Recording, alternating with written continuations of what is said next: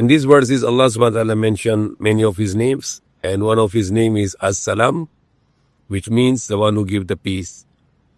And we always need the peace in this world. We as a Muslim, that is our obligation na lahat ng Muslim na magagawin ng kapayapaan sa mundo.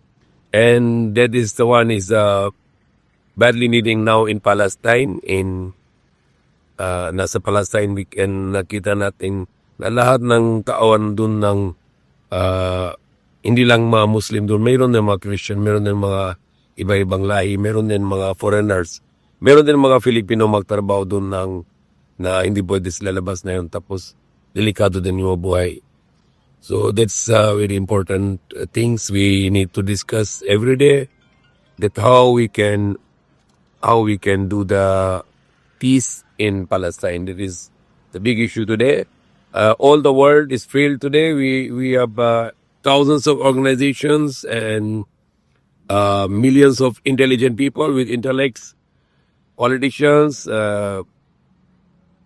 all around the world, the governments, the 200 countries' governments, and their politicians, the congressmen, senators, presidents, vice presidents, all the world are failed to stop the murdering of children in Palestine. That is a big issue today. I was saying yesterday na sinabi ko kahapon, ng mundo na yun parang patay na.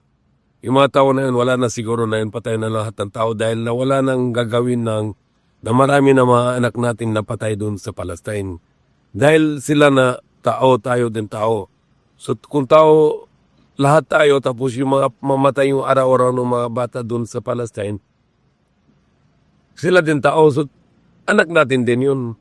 Kahit sino man buong mundo na lahat ng mga bata, anak natin yan dahil tayo, lahat tao. At lahat ng tao na anak ng tao, ganun din, na tao din. So we need to discuss this important issue. Bakit na yung buong mundo na fail na yun na stop the war? Buong mundo, wala na may ginagawa na lahat ng mundo na yun na kahit ng United Nations, this is yung pinakamalaking organization sa buong mundo, United Nations Organization, talo din sila na yun. Kahit na mayroon sila na marami gagawin ng council, maraming gathering, tapos may decision ng General Secretary ng United Nations, mabait siya talaga, but wala siyang power. Mahina yan talaga kahit United Nations, kahit ano bansa na yan sa buong mundo, wala na gagawin. Wala na sila gagawin na stop the war in Palestine. I saw today na marinig ko kanina WHO, World Health Organization. Sinabi niya doon sa lecture niya, sa statement niya, sa isang araw, 5 hospital na mabaksak na. Araw-araw may mga hospital target. Araw-araw na mga bakery na baksak na. Paano yung kain kung walang bakery, walang natinapay? Walang tubig, walang tinapay, walang electricity, walang gas. Wala lahat. At may araw-araw na matay. Sabi na yung WHO head under the United Nations, then WHO head, World Health Organization, sabi na sobra 100 yung tahuan niya na mamatay sa isang buwan lang. Sobra 100 tao na yung tulong para sa medical, yung tao ng WHO, mamatay din. Paano yung kahit WHO, kahit United Nations Organization, kahit yung mga aid workers, mga humanitarian workers, matay din. Marami din mga abot na 100 journalists, yung mga news gawa sa working for news. Sobrang 100 na mga news journalists matay din. So it's a very big tragedy now. Nasa Palestine na yun. At na sinabi ko kahapon na sabi ng Allah sa Quran na kung mamatay na isang inusyente, para ka na mamatay ng buong tao. Buong kantuhan, lahat ng tao na mamatay. Parang isang patayin mo, inusyente, para ka papatayin ng lahat ng tao sa mundo. So parang kita ko na yan sa mundo, parang mundo wala na. Mamatay na yun dahil kita ng araw-araw na mamatay. Marami ilang libo na yung mga bata na mamatay sa isang buwan. Sobra 5,000 total, sobra 10,000 na mamatay mga babae, mga matanda, mga lalaki, babae. And especially pinakamarami na mamatay na yun yung mga bata. Sobra 5,000. at walang magawa na lahat ng tao, lahat ng mundo. So, parang mundo wala na, parang dead na yung mundo na yun. Malapit din talaga yung katapusan ng mundo at meron na tayo na buhay na uli sa araw ng Pogokom na kung ano sino man yung gagawin ng masama, may sagot yan sa araw ng Pogokom.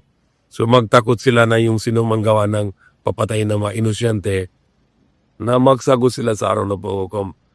Tayo naman na kung magsalita tayo na ito, we have a hope, mayroon tayong asa na mayroon tayo na patawad ng Diyos na araw ng Pogoko. At least we speak out, okay?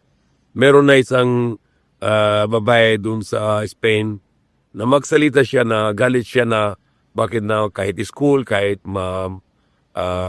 lahat na bagsak. Hospital, wala na hospital. Meron na Al-Shifa Hospital, atake. Meron na Indonesia Hospital sa Palestine, destroy din.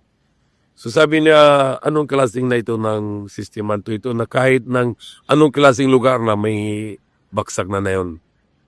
Kaya sabi na yung babae na Spanish government, politician siya, member of parliament, sabi niya, lahat kayo na maggagawin na rally sa buong mundo para may stop na ito ng gera. Yan na babae na brave talaga na Spanish member of parliament. Kahapon gusto ko na mag-share ito, kalimutan ko na yun mag-share ako sa lahat ng tao. Na yun na babae na yan, natunay na may puso siya na nakita niya na marami na mamatay araw-araw. Sa paskalit siya, miyak siya. Sabi na dapat may lahat ng mundo, lahat ng tao, labas at maggawa ng peaceful rally, kapayapan na rally, para hinto yung nagera. And takot sila yung mga tao na gagawin na ito, na mayroon din sila na araw na paghukom na magsagot. So, kung tayo nakita na dapat meron tayo na pakiramdam, meron tayo na dapat miyak tayo na gagawin. Kita natin na anong nangyari sa mga maliliit na bata doon sa Palestine. We need to cry for this. Dapat we need to cry and we need to pray to Allah. We need to speak out, magsalita tayo, at mag-text message tayo, at mag-Facebook, Messenger, WhatsApp, Viber, mag-message tayo na sa buong mundo na gusto namin na yan na gera na pinakamasamang gera sa buong kaisayasaan ng tao. Sa whole history of the human being. Never happened this kind of war. We pray to Allah to stop this war. We speak out to the whole world that we want to stop this war. So